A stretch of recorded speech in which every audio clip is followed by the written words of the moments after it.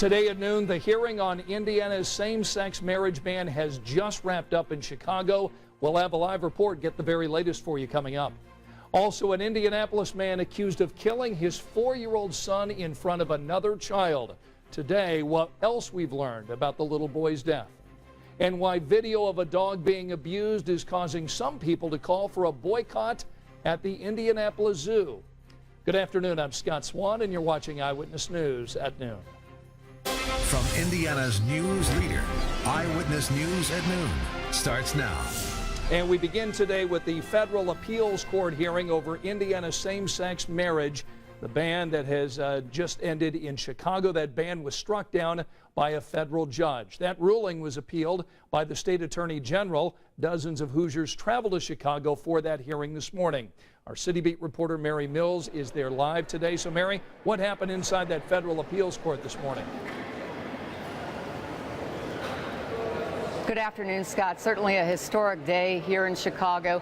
It was a brief but very spirited hearing with lots of questions and lots of interruptions, especially involving Indiana Solicitor General Thomas Fisher. And the courtroom was packed, as we have video to show you. People lined up outside the federal building for more than 2 hours before the hearing actually began. Dozens of those people were from Indiana. And from the very start, questions from Reagan-appointed Justice Richard Posner made it clear the three-judge panel had lots of questions and issues with Indiana's case. Thomas's argument was basically, if we redefine marriage, we don't know what we would be left with. He said marriage is a necessary mechanism for dealing with procreation in children. Judges Posner and Williams repeatedly focused on the well-being of children being raised by same-sex couples, with Posner asking, wouldn't these children be better off if their parents could marry? They talked about the financial benefits that come with marriage, including survival and spousal benefits. The judges also questioned the two attorneys arguing on behalf of gay marriage. Judge Posner asked about the limits and boundaries of marriage. He suggested a marriage might include many people, asking, where do you draw the line? Now, again, there were several plaintiffs in the courtroom, including Henry Green and his partner Glenn Funkhauser and their 12-year-old son Casey. A decision could come within weeks. And remember that the losing side can still appeal to the U.S. Supreme Court. We will have much more on this tonight at 5 and 6. We're live in Chicago. Mary Mills, Channel 13 Eyewitness News. Such a big story, and we've got more information for our viewers today on WTHR.com. Mary, thanks. An Indianapolis man faces charges today in the death of his 4-year-old son. We have learned this afternoon that child died from blunt force trauma. Police tell us that Dennis Price violently beat his 4-year-old son in front of his 4-year-old daughter.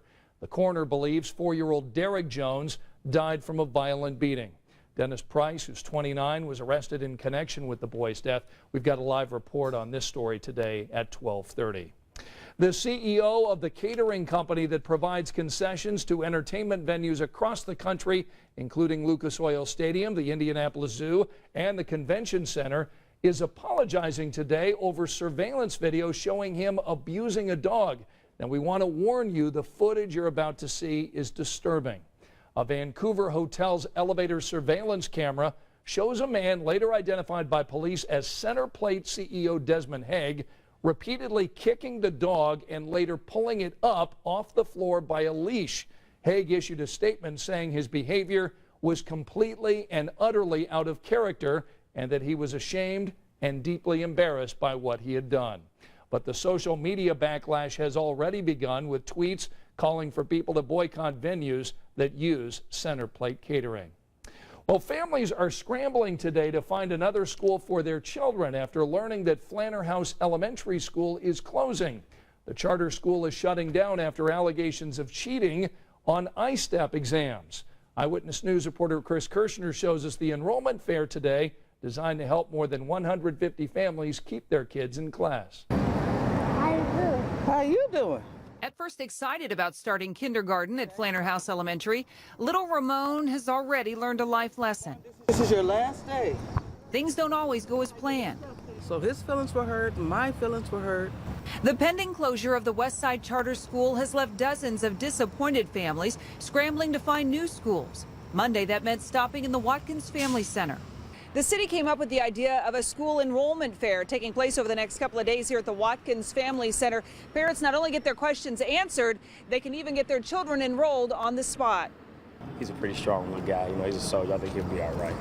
Tough choices days following the Flanner House School Board's decision to close its doors amid allegations of widespread cheating on I-STEP tests over a 2-year period. I prefer them to stay here, but at the same time, knowing what happened, I think it's probably best. While the investigation continues into those allegations, students and parents are learning they have to move on.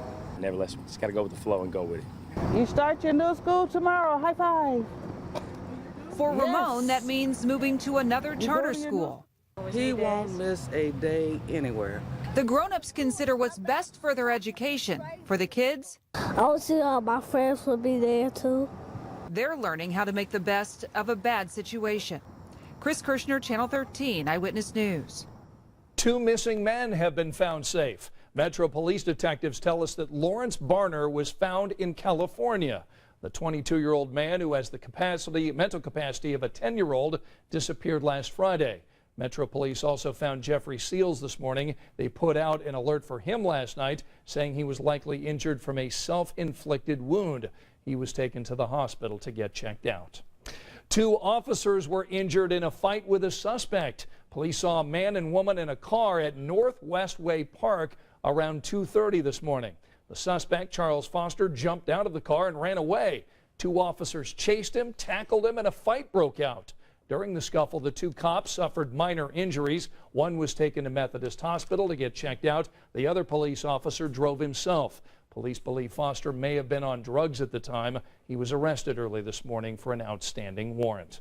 Another hot and humid day outside here in downtown Indianapolis. Lots of sunshine right now and 83 degrees, but some storms could come our way later today. Our meteorologist Nicole Masinsik is tracking these storms. Is there any risk for severe weather today? There could be an isolated strong to severe storm, just like yesterday. We're Right. going to have to watch that, Scott. But a lot of people didn't see any rain yesterday. Others, well, they got downpoured on. And you'll notice on live Doppler 13 radar, there is more than 2,000 lightning strikes. But as of right now, that is going to be isolated in northern portions of Indiana. Look around Winnemac. That's where some of the heaviest rain is falling right now. This is all moving slowly to the east-southeast towards Royal Center, North Manchester, Warsaw. So this is something we're going to keep our eyes on, with more than 1,500 lightning strikes just in this particular view. As of right now, the rest of central Indiana is dry, but as we go into the afternoon, we will be looking for cloud cover to build. Right now, Morse Reservoir, what a place to cool off, with temperatures that are currently in the 80s, with 83 in Indianapolis, 83 in Greensburg, 84 in Columbus, 86 in Kokomo,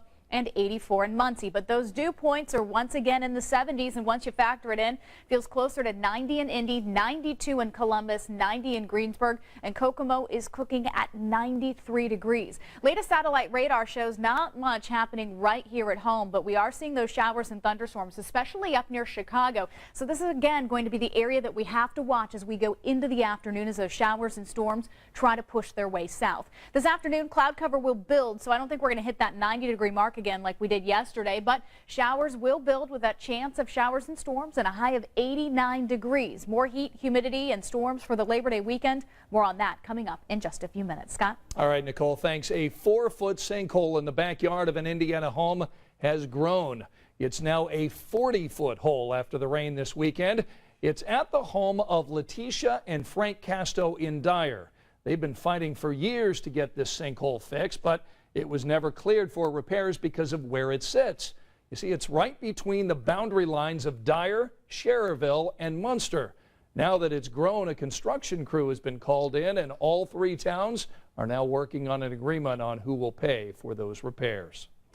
A big donation to Gleaner's Food Bank today that will make many children happy. We've got that story coming up next. And a big night for television. We'll hear from the big winners who took home the Emmy Awards. And look who's in studio today. Gary Brackett, former Colt, helped you getting in fit today. He's talking about the free program that you can sign up for. We'll talk with Gary next.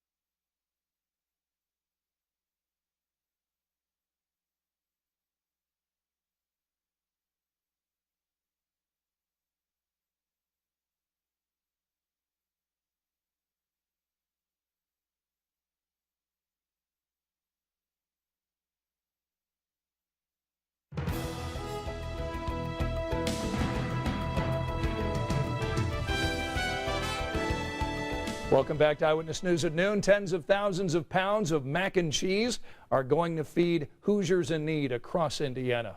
20,000 pounds of macaroni and cheese donated by Land O'Lakes arrived this morning at Gleaners Food Bank. 10,000 pound donations also sent to food banks in Lafayette and Terre Haute. Land O'Lakes is donating $10,000 to Gleaners. Well, Breaking Bad was the big winner at the Emmys last night. TV's big evening was also marked by a memorable kiss. NBC's Stephanie Stanton has more on the awards ceremony. Breaking Bad. The Emmys sent Breaking Bad out on a high note Monday night, a second straight win as Best Drama. Thank you so much for this wonderful farewell. That kindness extended to series co-stars Aaron Paul and Anna Gunn, who won Best Supporting Acting honors. Bryan Cranston. And Breaking Bad's star, who won Best Actor for the second straight year and fourth time overall. I can only say that I have gratitude for everything that has happened. The one major drama honor Breaking Bad didn't get went to Juliana Margulies, her second win as Best Actress for The Good Wife. What a wonderful time for women on television. It was also a wonderful night for other previous Emmy winners. Jim Parsons, the star of The Big Bang Theory, won Best Actor in a Comedy for the fourth time, while a third straight Best Actress win for Veep's Julia Louis-Dreyfus was sealed with an extended kiss from Bryan Cranston, her former comedy co-star. Yeah, he was on Seinfeld. Yeah. Meanwhile, the reigning champ as Best Comedy tied a record with its fifth straight win. Modern Family has been a big, beautiful dream, and we thank you for not waking us up. The sense of deja vu extended to The Amazing Race, which won Best Reality Competition for the 10th time. And The Colbert Report, which made it back-to-back victories for Best Variety Series. But even as wins were celebrated, he made us laugh hard. A loss was remembered with Billy Crystal's tribute to Robin Williams. It's very hard to talk about him in the past because he was so present in all of our lives. It was a poignant farewell on a memorable night. The Academy also paid tribute to other artists who've passed away this year, including Philip Seymour Hoffman, James Garner, and Sid Caesar.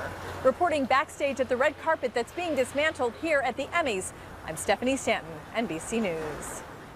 Figures to be a warm evening of baseball out at the Vic tonight. The Indianapolis Indians have the Louisville Bats. The first pitch is at 7:05.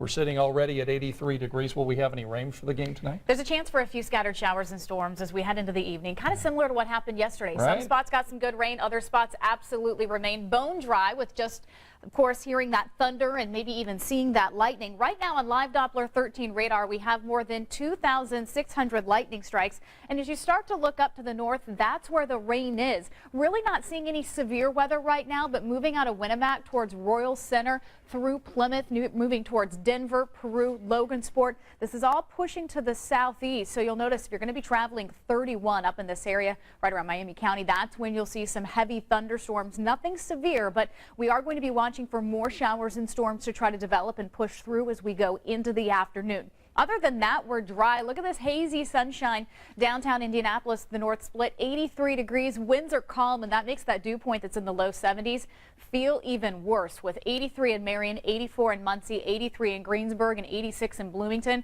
At least if we could get a light breeze, it would feel a little bit better out there. But as of right now with the heat index, because we have dew points in the 70s, feels like 93 in Kokomo, 88 in Muncie, 88 in Indianapolis, 95 in Bloomington, and 105 degrees in Bedford. Bedford's been a really hot spot over the last couple of days.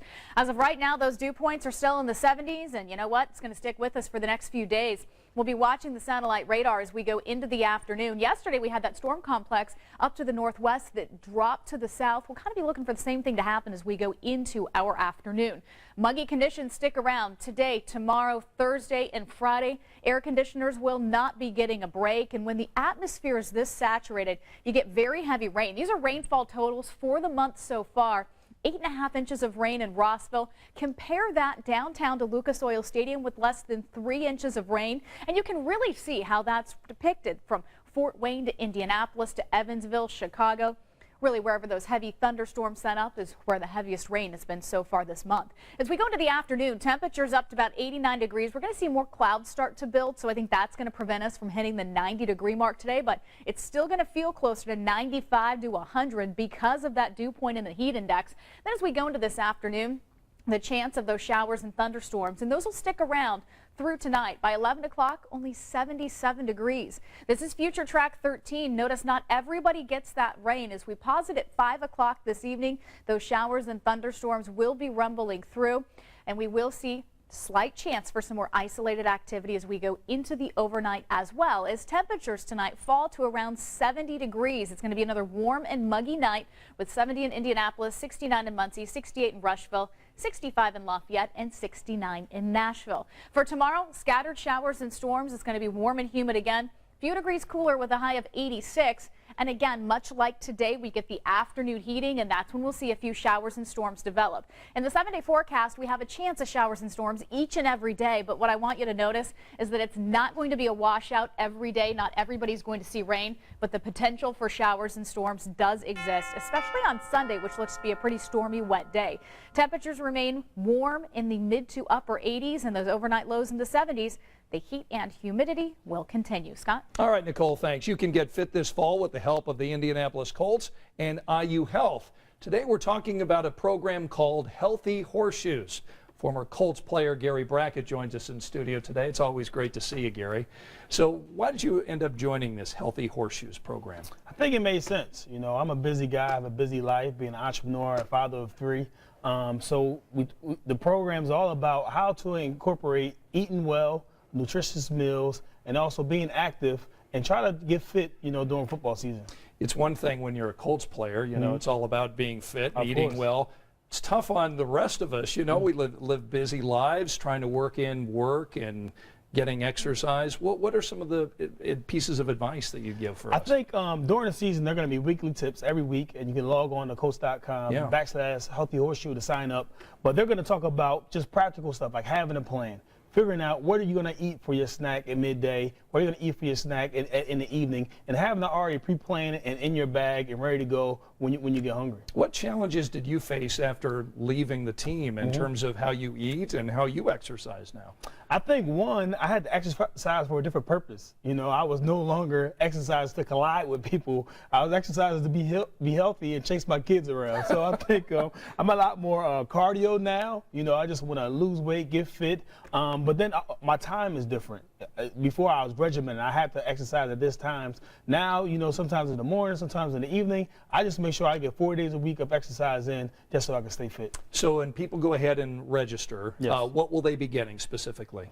Like I said, weekly tips every week, chances to win prizes, complimentary Indianapolis Colts, and just really some encouragement. I think a lot of times it's tough, right? You hear it one time, get fit, exercise, and then it kind of goes away. So every week you're going to get a new tip, a new a piece of advice to help you stay healthy for the entire season. This is the link, and we can get you signed up on WTHR.com. Look under Hot Topics, and we'll get you there. How do you think the Colts are going to do here with the last preseason game against Cincinnati this week and then against Denver as the regular season starts next week? Well, they couldn't have a bigger test in the first week of the season with Denver Broncos in Denver. So I think everything is trending well. Obviously, Andrew is looking good. He has a bunch of weapons this year to throw to, so that should be exciting. I think they're going to do well. I think they're going to win the South again, home field player of the game, and hopefully we can go a little bit further this year and get to the Super Bowl. It's great to see you, Gary. Thanks always always for coming in. Gary Brackett, former Indianapolis Colts. Still ahead today, we'll be talking about after-school options on the Health Beat, the healthy snacks to feed your children that really don't take a lot of work. And a little later on this newscast, why millions of beanbag chairs are on the recall list. We'll talk about the danger they pose to your kids today at 12:30.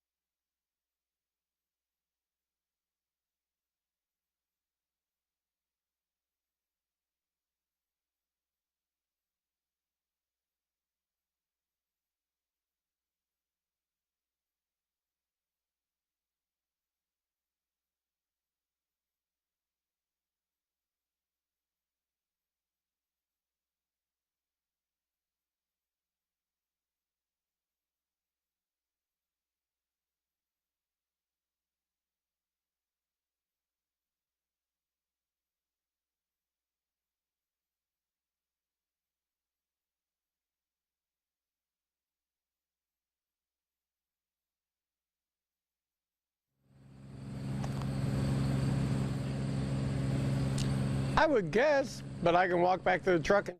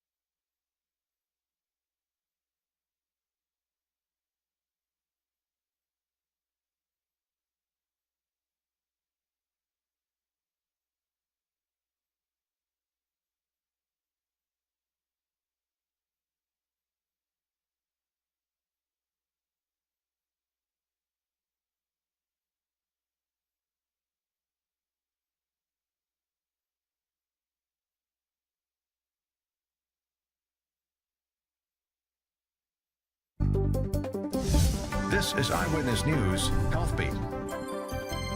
Kids are back in school and they are coming home hungry. Today we have healthy snack ideas that won't ruin dinner.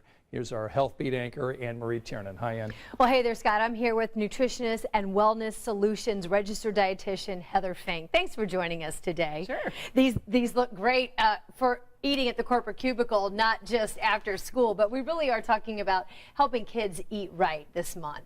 That's right. The Academy of Nutrition and Dietetics has declared August to be Kids Eat Right Month.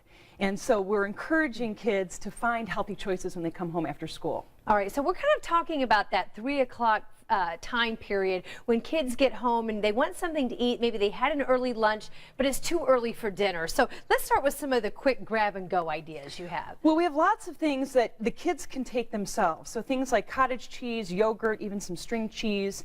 Any sort of fresh fruit would be a great snack.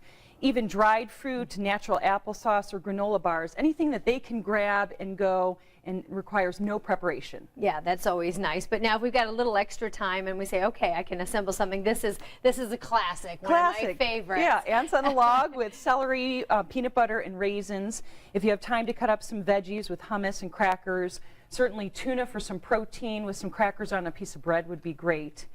And then we've got some other options if you have a little bit more time where you can make maybe a banana bread or a zucchini bread, maybe a homemade granola that can be served with some low-fat milk. So when we're thinking about this time period, what's the combination of calories or maybe carbohydrates and proteins that we're trying to accomplish here in this window of time? Well, just a couple hundred calories, enough to tide them over but not ruin their appetite for dinner. And a strong focus on fruits and vegetables, but then also a protein source. So whether that's coming from a dairy product or something like tuna or some nut butters would be a perfect combination. Yeah, and really we're talking about kids, but this would be great for adults too, right? When you just want a quick little pick-me-up, maybe 2 or 3 o'clock in the afternoon at work. Yeah, certainly this would be for any age group. Yeah, all right, thanks so much. But we want to let you know that part of this Kids Eat Right campaign, which is this national campaign to have a healthy nutrition and an active lifestyle, is a great resource for tips and recipe and menu items. Yes. And we have a link to that from our website, which is WTHR.com. So make sure you check that out. I was looking at it this morning, got lots of retweets when I put some of those ideas out on Twitter. So thanks to Heather Fink from Nutrition and Wellness Solutions, our registered dietitian. Good ideas today. Thanks, Heather. Back to you, Scott. All right, Ann, thanks. Coming up next at noon, an increase in 911 calls here in Marion County. We'll tell you why the dispatch center is getting thousands more calls than a year ago. Also, calls are coming into authorities about a cat attacking people in Texas. I'm Crime Beat reporter Steve Jefferson with some new disturbing details about a 4-year-old boy who died in this Indianapolis home you see behind me. Those details are coming up.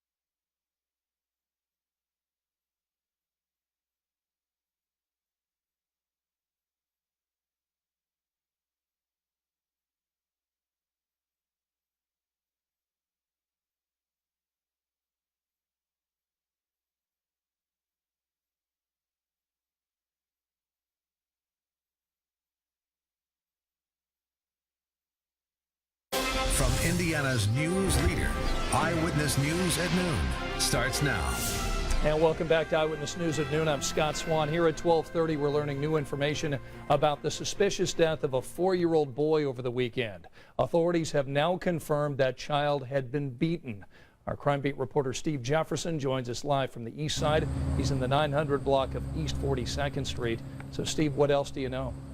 Well, we know that that beating took place in this home you see behind me, Scott. I've been in communication all morning with police, prosecutors, and the coroner's office to find out exactly what happened to the 4-year-old. Now, I learned that 4-year-old, his name is Derek Jones. He suffered a very violent beating, according to police records here at his home on East 42nd Street. Now, police say 29-year-old Dennis Price called 911 Sunday after his son went unconscious. Now, paramedics arrived at the home and rushed Derek Jones to the hospital, where he died from blunt force injuries all over his body.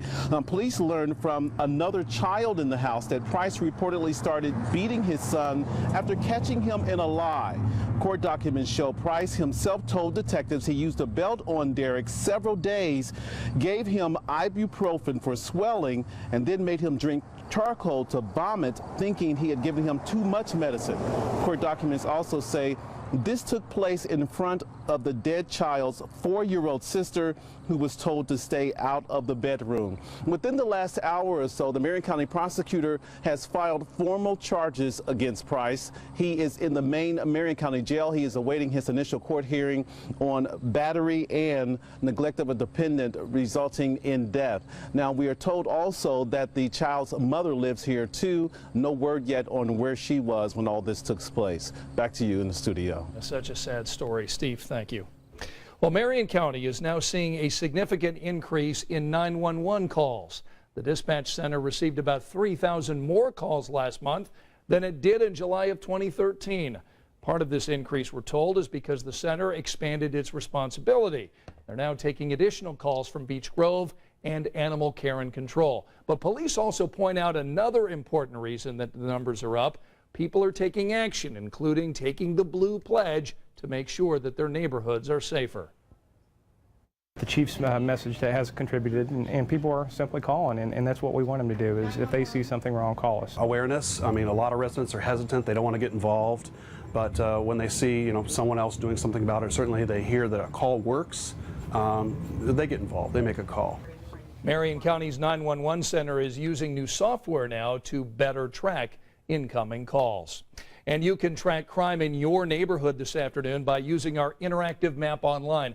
This is a new tool. It's part of our Blue Pledge initiative. This is designed to keep your family safe and informed. Let us know what's happening in your community. You can click on the location and fill out a form. We've got a link posted for you on WTHR.com. You'll find it under the Hot Topics section.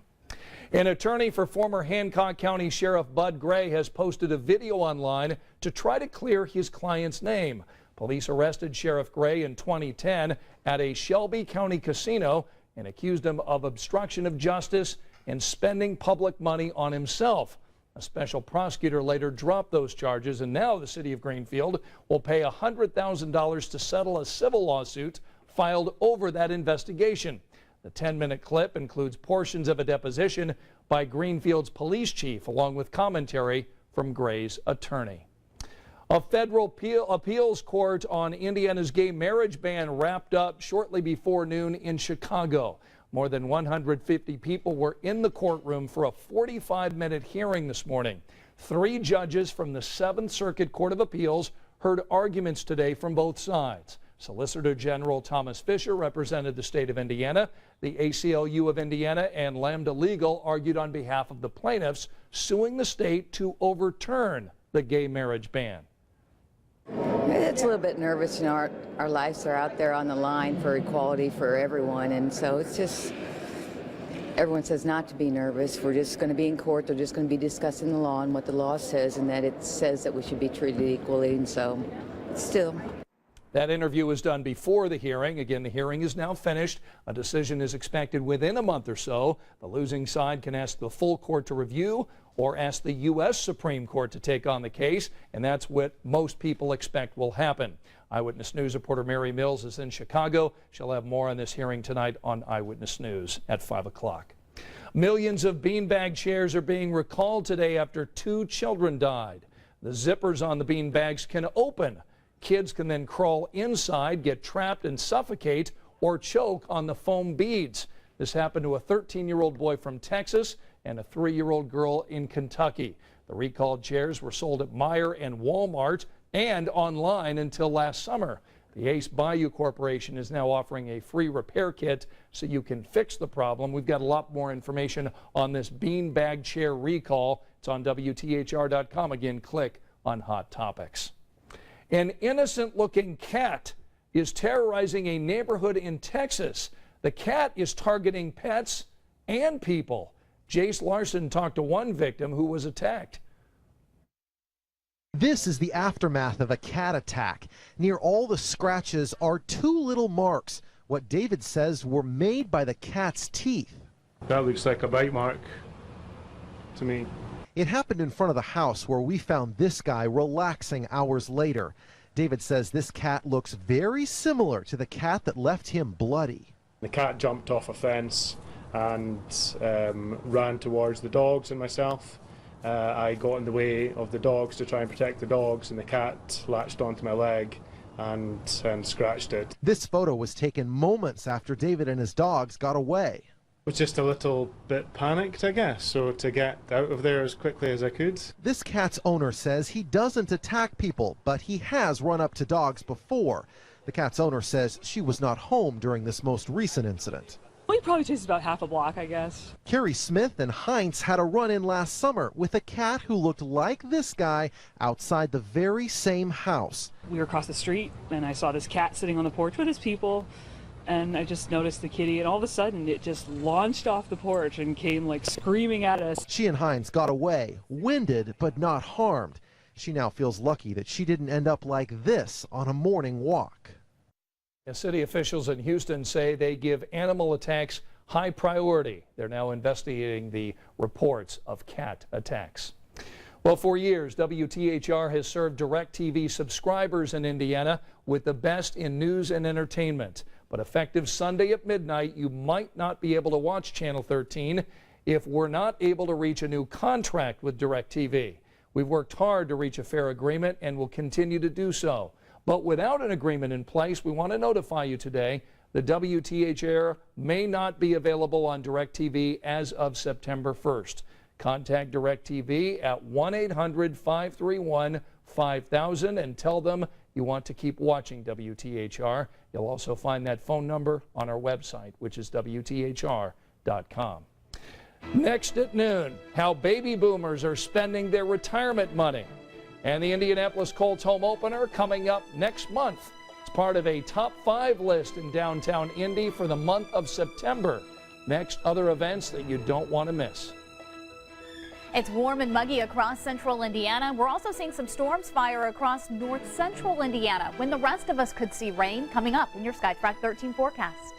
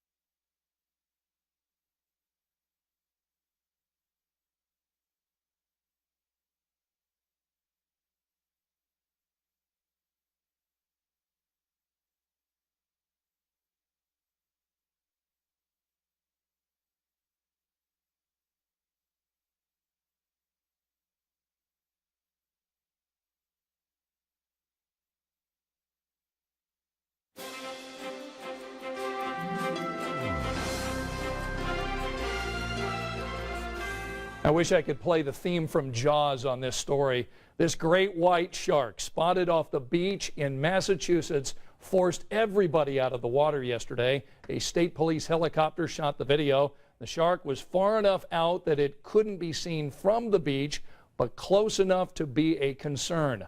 To avoid a panic, lifeguards didn't tell swimmers why they had to clear the water until everyone was out. Yeah, you don't want to create a sense of panic, but boy, you hear about a great white like this. Nicole, what about you? You go in the water after hearing about that? Yeah, I will, but that's why I don't go anywhere higher than waist deep. I go where I can run right out of that water. Probably a smart thing. How about you? Well, yeah, certainly. I mean, it changed my life seeing Jaws, come out. But I still do go in the water and enjoy it. But see, I'll scuba dive with sharks. No problem. But yeah, but no, not right there by the beach. So we have some rain coming in later, maybe? We do, and we even have a few stronger storms right now in northern Indiana. Not seeing severe weather, but some wind gusts up to 50 miles per hour possible, some heavy downpours. And what you'll notice is frequent lightning. Less than about 1,200 lightning strikes right now as you look up towards Royal Center, just around North Manchester, up 31. This is heading right towards Logansport, Denver, Peru, also Wabash. Not looking at anything severe, but a very heavy downpour, maybe some small hail, and again, gusty winds will be possible. These storms are going to continue to push to the southeast, and as we go through the afternoon, more showers and storms are expected to continue to develop. Outside right now, we have sunshine as we look on the north side of Indianapolis. We're at 83 degrees. Winds are calm. Dew point is sitting at 72, so it's another sticky afternoon with 86 in Kokomo, 84 in Muncie, 84 in Greensburg, 86 in Bloomington, and Bedford already in the mid-90s. Once you factor in those dew points, feels closer to the 90-degree mark across most of central Indiana. Bloomington already at 95 and Seymour 98 degrees. The dew point right now, well, get used to it. We're in the 70s, and that's where we're really going to stick as we head through the next few days. Latest satellite radar shows that we're mainly dry right now, with the exception of those storms I showed you up to the north, but we'll see more showers and storms develop, push down to the southeast as we go through the day. Not everybody is going to see rain, but today's one of those days you need to download the Live Doppler 13 SkyTrack weather app to always keep an eye on where that rain is. As I mentioned, dew points continuing in the 70-plus category over the next few days.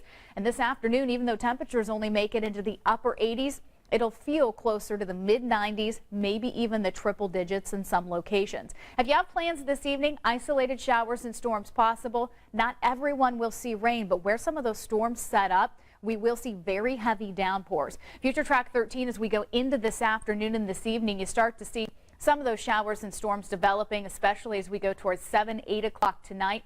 As we head later into the evening, we lose daytime heating. Those showers and storms will fall apart. But still, those heavy downpours early this afternoon into this evening are going to be something to watch. 70 degrees will be your overnight low, muggy and mild.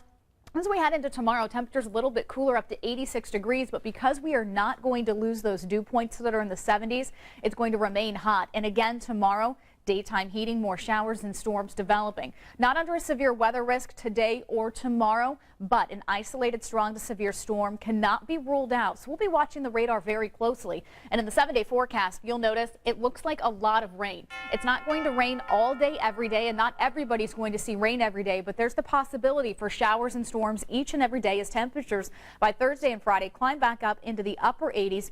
For Saturday, 86. Sunday, rain does look likely at 84. And then for Monday, Labor Day, 86 degrees. Scott? All right, Nicole, thanks. Adults over the age of 50 now account for more than 80% of luxury travel spending in our country. So hotels, cruise lines, and airlines are quickly adapting. Robert Frank has more on this change. Here's some deals here. Ralph and Karen Jones are retired, and they're enjoying every minute of it. The former New York teachers are like many boomers. They have more time on their hands, and they're taking to the road, skies, and seas.